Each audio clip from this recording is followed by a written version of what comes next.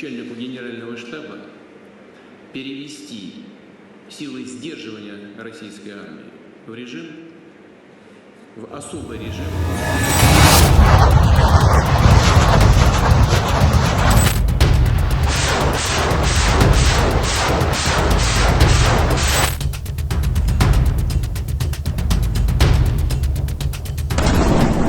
Même quand on lui dira le missile est en route, ils vont dire allez, ça va, c'est bon.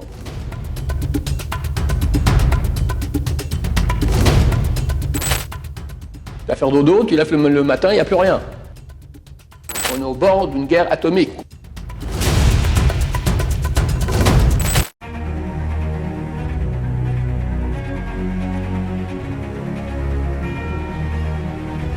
Ce show dédié pour l'élévation de l'âme de Eliane Rabika Cohen Batalis Biba, donc c'est aujourd'hui l'anniversaire du décès. Et Chonai Vracha de mémoire bénie. Nous sommes aujourd'hui le 4 Adar 2, 7 mars 2022. Et je vais parler un peu de l'actualité. Je ne sais pas si ce sera mon dernier cours, parce que je ne sais pas si après il y aura encore Internet et on pourra encore parler, qui sait. Ce Shabbat, Poutine a annoncé aux Occidentaux que si ils allaient mettre des sanctions supplémentaires, sanctions économiques, comme ils comptent le faire, et appliquer aussi une loi qui interdirait aux avions russes de survoler l'Ukraine, vous allez provoquer, vous serez les auteurs de la Troisième Guerre mondiale. Hier, on m'a dit qu'il y a un organisme en Amérique, Moody's, je crois qu'il s'appelle, qui donne une cotation à chaque État au niveau de leur niveau économique. La Russie est au plus bas et au bord de la rupture, de l'écroulement total. Ça veut dire qu'on est vraiment à la dernière seconde. Je ne pense pas que les Américains sont aussi intelligents, on va dire, pas intelligents, pas les bonnes midotes, les bons traits de caractère pour dire bon, on s'arrête, on ne va pas pousser le bouchon trop, ils vont le pousser, et ça y est.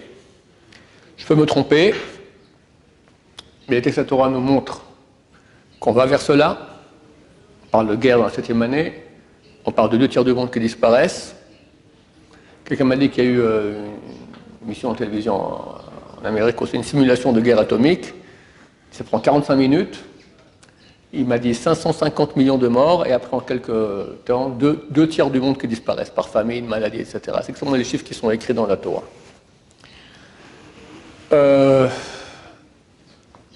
On n'est pas des prophètes, peut-être que tout va s'arrêter en dernière seconde, ça me semble très étonnant. Chose avance. Il n'y a aucune raison que l'Amérique arrête Poutine, arrête de faire sa pression sur Poutine, et Poutine il est acculé, il va attaquer tout bêtement.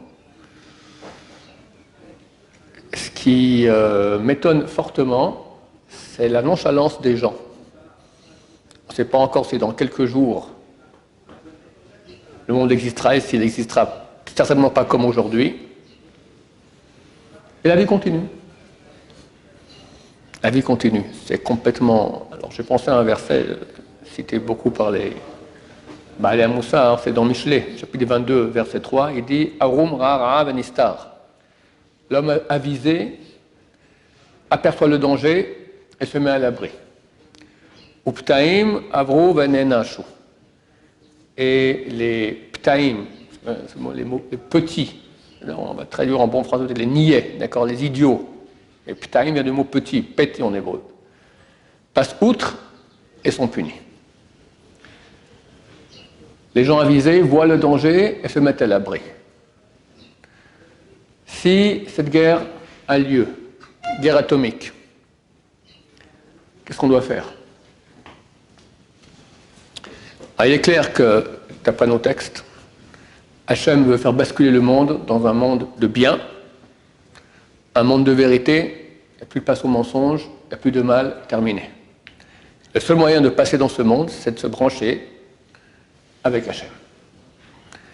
À ce titre, je ne peux pas ne pas vous lire le premier commentaire de Or HaChaim HaKadosh, Rabbi Chaim Ben Attar, sur la paracha qu'on a lu ce Shabbat, Pekoudé. La paracha commence avec le mot « Elle Pekoudé à Mishkan ». Voici les comptes du Mishkan, du sanctuaire dans le désert. Alors il dit que le mot « Elle », je viens toujours annuler ce qu'il y a eu auparavant, et on commence ici. Ve'elle avec Et voici, ça vient rajouter à ce qu'il y a eu. Ve'ele mishpatim, par exemple, juste après le don de la Torah au Mont Sinaï, on dit Ve'ele. Et voici encore les lois qui ont été données aussi au Mont Sinaï. Et encore. Là, on dit Elle, ceux-là, voici les comptes. Il n'y a pas d'autres comptes. Et le Rav dit les sols pour annuler tous les comptes qu'il y a dans le monde. Car tout ce qu'un homme comptera des avoirs imaginaires, son compte n'est pas un compte. Tout le monde veut avoir, et le plus être, et le plus avoir. 99,9% de la population mondiale, y compris beaucoup de juifs religieux, foncent tête baissée dans le plus avoir. Avoir, avoir, avoir, avoir, encore. Ils comptent, ils comptent. Le Rav dit, tout compte que l'homme fait, des comptes imaginaires. Tu vois aujourd'hui, les gens qui étaient milliardaires, ils n'ont plus rien. Et c'est qu'un début. C'est qu'un début. Imaginaire. Alors, je ne dis pas qu'il ne faut pas travailler, d'avoir son travail, gagner de l'argent, mais il y a beaucoup de gens qui ont l'amour de l'argent. Le Rambam écrit clairement qu'il faut faire tchouva là-dessus. C'est un péché, l'amour de l'argent. Tu as des gens qui pensent toute la journée comment faire plus d'argent, encore, encore, encore, l'amour. Et la Torah te dit, t'aimeras l'Éternel ton Dieu, tout ton cœur, toute ton âme, tout ton pouvoir, de tout ton argent. Aimer Hachem. Le Rav continue, et son nom montre que ces comptes-là sont imaginaires. Pourquoi? Parce que l'argent se dit en hébreu mammon. Mammon. Les sages Israël ont dit mammon, c'est une contraction du mot monnaie. Qu'est-ce que tu comptes?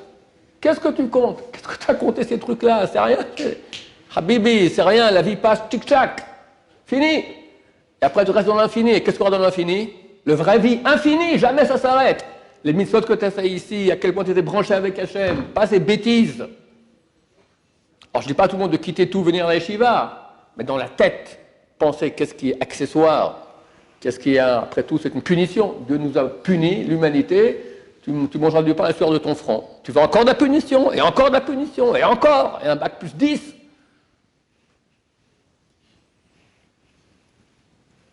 Et branche-toi avec l'essentiel. Ve'atam est la raison. Liot minyan hamishkan hamufla asher shachan shem eloke olam Hashem. Et la raison pourquoi ce compte-là, c'est le vrai compte, parce que là-bas demeure Hachem, le Dieu éternel, dans le sanctuaire. Ça, c'est le vrai compte. Alors, on va compter tout ce qui a été amené là-bas. Pourquoi tellement? Pour dire, regarde quel est le vrai compte, pas le faux. Bientôt, tout bascule. Et il y en a, comme j'ai cité, les ptaïm, les niais, passent outre et sont punis. Ouais, ça va, Rav Shaya, avec ces histoires, ça fait 30 ans qu'il nous raconte, et il n'y a rien qui se passe. Ok, écoute, ça va, tant qu'il n'y a rien qui se passe. Mais là, tu comprends, Poutine est acculé, il a j'ai entendu une version 3500, 5000, pas besoin, 10 ça suffit, bombe atomique, 10 ça suffit. Et l'Amérique va répondre. Et la Chine va s'en mêler. 2/3 du monde, c'est quelques minutes. La simulation, elle dit 45 minutes, moi je crois même moins. Même moins. Tu vas faire dodo, tu lèves le matin, il n'y a plus rien.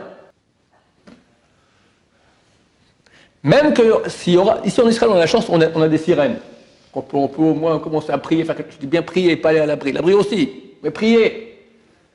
Mais à Paris, à New York, il y a des sirènes, je ne crois pas qu'ils ne sont pas habitués aux missiles. Même quand on lui dira, le missile est en route, ils vont dire, allez, ça va, c'est bon.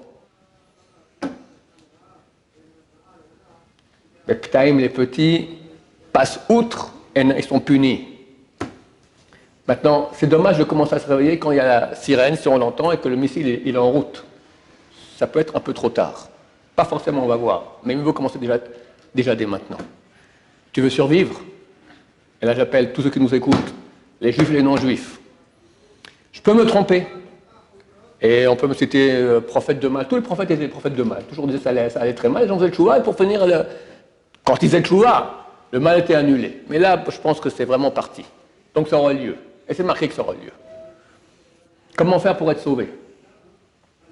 Se brancher avec Hachem. Crier à Hachem, supplier à Hachem.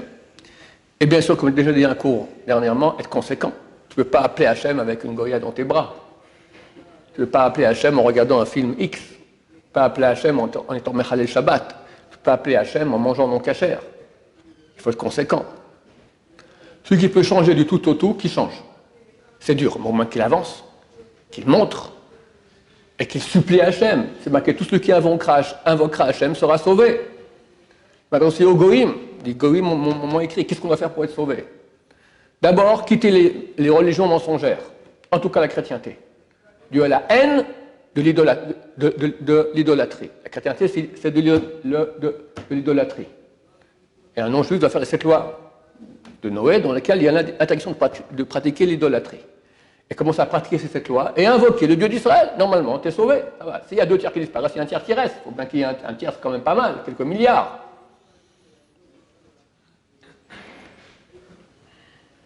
Je ne suis pas secrétaire de bon Dieu, je ne sais pas qui sera sauvé. Je ne peux pas dire où est la barre. Et qu'on doit tout faire pour avancer, parce qu'il y a un grand danger, c'est clair. Il n'y a jamais eu de l'histoire une chose pareille. Jamais. On est au bord d'une guerre atomique. Parce que ce que ça veut dire, même à l'époque du déluge, il n'y a pas autant de milliards qui sont morts. L'humanité n'était pas aussi grande qu'aujourd'hui. Quelqu'un qui me dit, moi c'est trop tard, je suis déjà fichu, je suis complètement dans la mouise. C'est faux.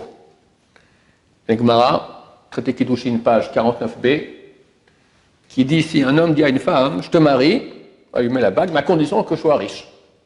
Puis il est pauvre. Elle n'est pas mariée, c'est un menteur. S'il lui dit, je te marie à condition que j'habite à New York, c'est faux, il habite, je ne sais pas moi, Tombouctou, d'accord? Elle n'est pas mariée.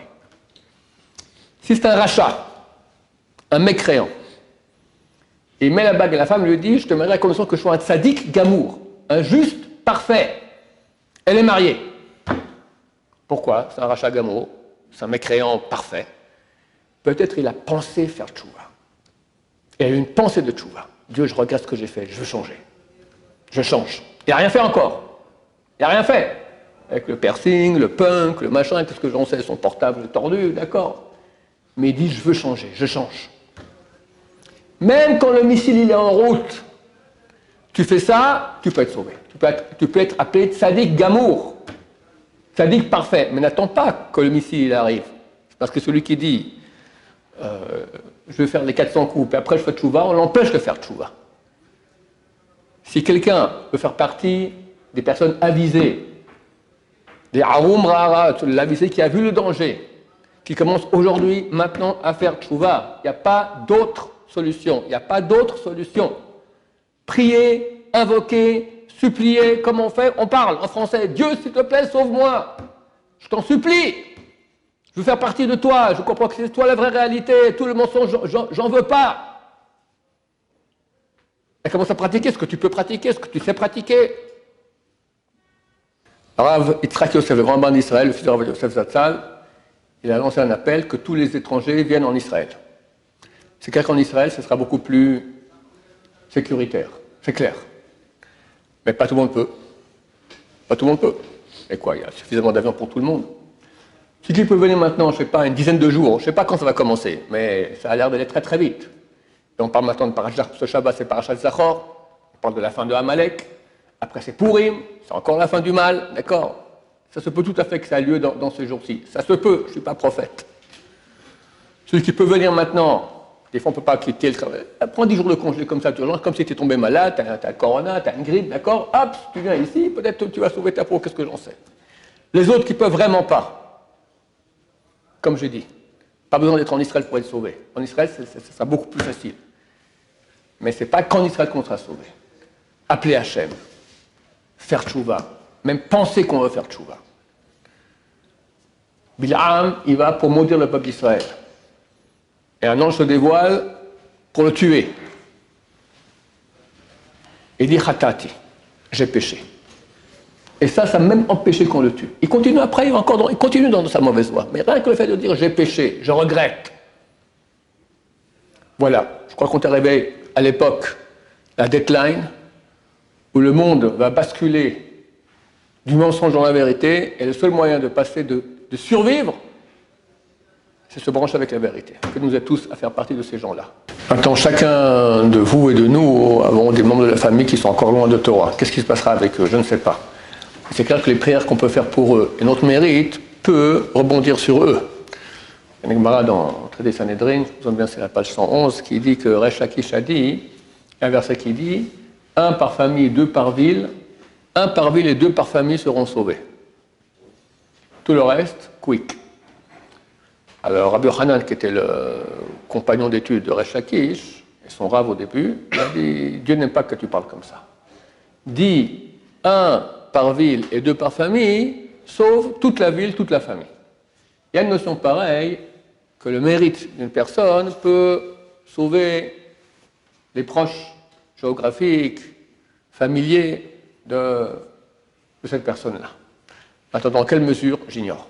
Encore une fois, je ne sais pas ce que j'ai répondu, ce n'est pas moi qui sais où ça se passe. Le danger, il est là. Ce n'est pas un danger imaginatif, c'est une réalité. Poutine est acculé et s'il aurait la noblesse de dire « Ok, ça va, je quitte », drapeau blanc, parce que les Américains en veulent à lui, spécialement. Alors, peut-être on évitera une troisième guerre mondiale, mais je ne pense pas que c'est le caractère du bonhomme.